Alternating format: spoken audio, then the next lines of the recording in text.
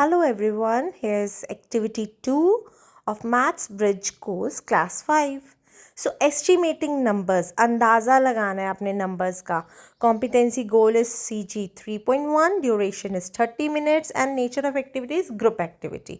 You can do in group also, individually it can be asked questions. Salman along with his Abu has gone for namaz. Salman अपने अब्बू के साथ अपने पापा के साथ नमाज के लिए गया. ही आस्क्ड हिज फादर, उसने अपने पापा से पूछा, अब्बू how many people are there in नमाज, कितने लोग हैं नमाज में. हिज फादर रिप्लाइड, उसके पापा ने आंसर दिया, अराउंड 200, 200 के लगभग है. He said there are approximately 20 people in one row. देखो अंदाजे से एक रो में 20 पीपल हैं, 20 लोग हैं. एंड रफली देयर आर 10 रोज, और अंदाज़ा लगाएंगे 9-10 रोज होंगी. सो ये जब हम ऐसे बोलते हैं 9-10 रोज होंगी तो हम अंदाज़ा लगा रहे हैं, एस्टिमेट कर रहे हैं, अप्रॉक्सीमेटली हम बता रहे हैं कितनी रोज हैं. तो अब्बू ने कहा, सलमान के अब्बू ने कहा, सो आई मल्टीप्लाई 20 बाई 10. 20 लोग एक रो में बैठे हैं और 10 रोज हैं, तो 20 10 200. अप्रॉक्सीमेटली अंदाजे से 200 लोग होंगे. 2-3 कम भी हो सकते हैं, 2-3 ज़्यादा भी हो सकते हैं. तो दिस इज एस्टिमेटिंग, अंदाज़ा लगाना. Then they came out of the mosque, फिर वो मॉस्क से बाहर आए.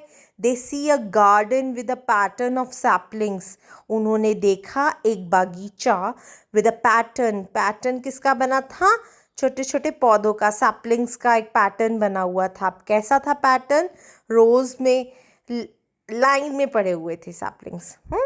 अब सलमान फादर आस्क्ड हिम, अब सलमान के फादर ने उससे पूछा, without counting the sapling can you find the total number of sapling, बिना गिने सैपलिंग्स को क्या तुम पता लगा सकते हो कितने छोटे पौधे हैं ये?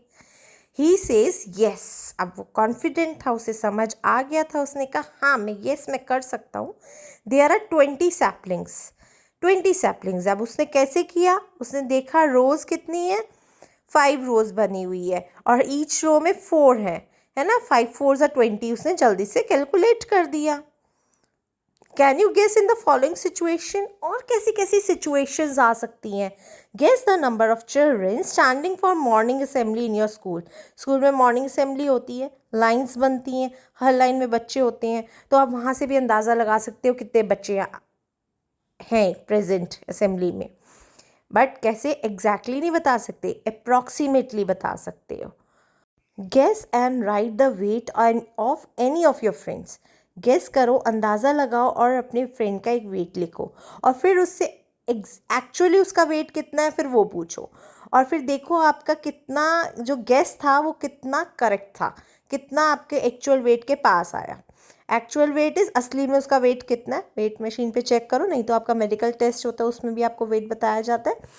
तो आपने पहले गेस करना है और फिर वेट चेक करना है. So this is estimating.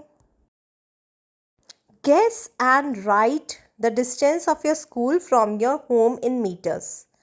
Google map पे नहीं चेक करना, गेस करना है आपको कि आपके स्कूल से आपके घर का कितना डिस्टेंस है, और मीटर्स में लिखना है, नॉट इन किलोमीटर्स. राइट.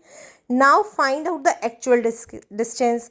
अब फिर आप एग्जैक्टली चेक करोगे कितना डिस्टेंस है. आप एग्जैक्ट एक्चुअल डिस्टेंस निकालने के लिए आप गूगल मैप पे फिर चेक कर सकते हो. जो आपने गेस किया था, एस्टिमेट किया था, अंदाज़ा लगाया था, वो एक्चुअल डिस्टेंस से, असली वाले डिस्टेंस से कितना फ़र्क है. How did you calculate the actual distance, और आपने एक्चुअल डिस्टेंस कैसे कैलकुलेट किया? फुट स्टेप से किया, मीटर स्केल से किया, इंच टेप से किया, या किसी और तरीके से किया, वो भी आपको मेंशन करना है. Now see how close was your guess to the actual distance. Now hope so आपको गेस करना, एस्टिमेट करना, एक्चुअल डिस्टेंस, ये सब टर्म्स आपको समझ आ गई होंगी. Can you quote more such situations from your daily life where you can make estimations? क्या कुछ और situations बता सकते हो जिसमें आप guess करो? और चलो एक आप गेम भी खेल सकते हो.